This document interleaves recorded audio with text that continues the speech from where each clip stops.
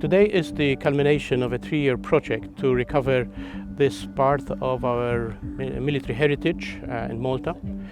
Dinlar Helwa has this mission of recovering monuments which are important for our history and as a legacy for the future generations.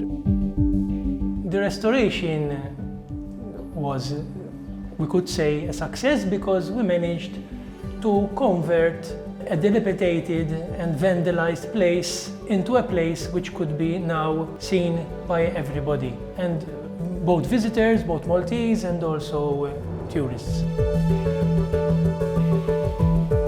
We are very, very grateful to HSBC Malta Foundation for its assistance, and I'd like to express our gratitude not only in the name of Dinlar Helwa, but in the name of the Maltese population who have benefited from this generosity to recover this asset.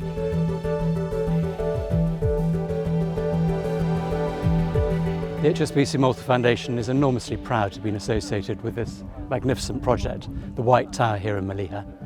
It's really important that we build and restore for the future, for future generations, so that they can appreciate the history and heritage, which is phenomenal here in Malta.